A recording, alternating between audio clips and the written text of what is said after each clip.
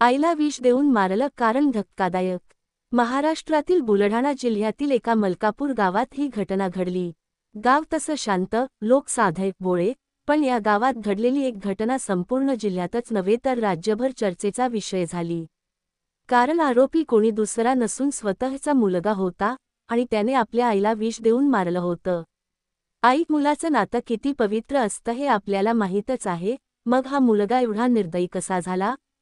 काय कारण होतं? हाच प्रश्न प्रत्येकजण विचारत होता। शांताताई देशमुख, वयाच्या 50शीतल्या एक साधी, शांत आणि गावात सर्वांमध्ये मिसळून राहणारी बाई। तिचा नवरा काही वर्षांपूर्वी आजाराने गेला होता। तिला 2 मुलगे, मोठा सुरेश 30 आणि लहान मंगेश 27। मोठा सुरेश पुण्यात एका प्रायव्हेट कंपनीत नोकरी करायचा। मंगेश गावातच छोटासा शेती व्यवसाय बघायचा।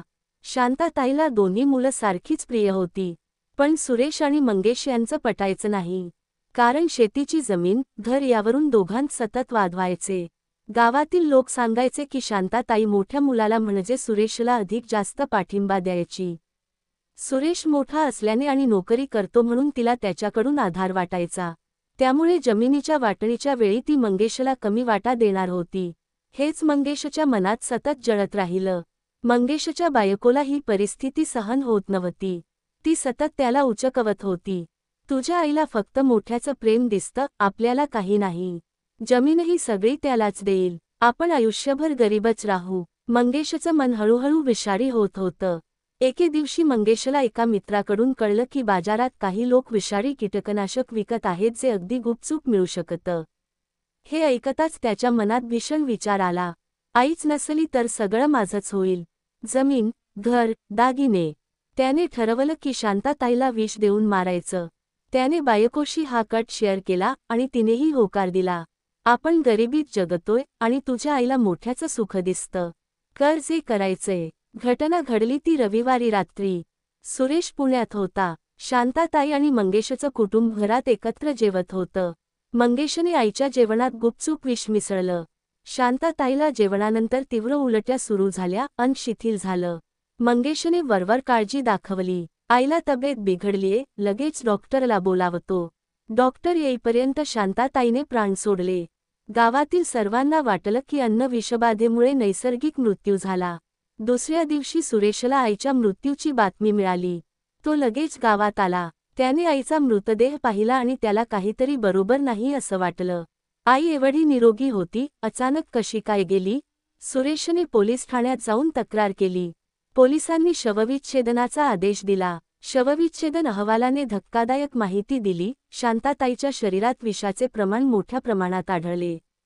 आता पोलिसांनी तपास सुरू केला। मंगेश आणि त्याची बायको दोघेही पोलिसांच्या रडारवर आले। पोलिसांनी मंगेशची चौकशी केली। सुरुवातीला तो गप्प राहिला, पण नंतर पुरावे समोर ठेवताच कोसळला।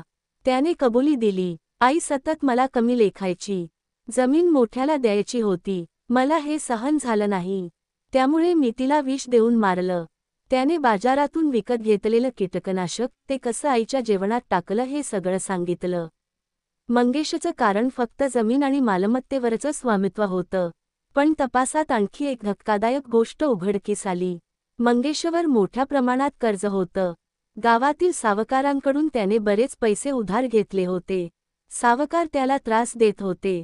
त्याला वाटलं की आई जिवंत असेपर्यंत जमीन मिळणार नाही आणि तो कर्जातून सुटणार नाही। आईला मारून तो जमीन विकून कर्ज फेडणार होता। पोलिसांनी मंगेश आणि त्याच्या बायकोला अटक केली। न्यायालयात त्यांच्यावर खुनाचा आरोप सिद्ध झाला। दोघांना जन्मठेपेची शिक्षा झाली। गावातील लोक अजूनही या घटनेने हादरले आहेत। आईला जन्म देणारा मुलगाच एवढा निर्दयी कसा झाला, हा प्रश्न आजही सर्वांना त्रास देतो। सुरेशला आईचा मृत्यू अजूनही स्वीकारता येत नाही। त्याच्या डोळ्यात अश्रू येतात। आईने आयुष्यभर आमच्यासाठी झगडलं आणि तिला स्वतःच्या मुलानेच मारलं। लोभ, मत्सर आणि स्वार्थ यामुळे माणूस किती निर्दयी होऊ शकतो हे या घटनेतून दिसून आलं।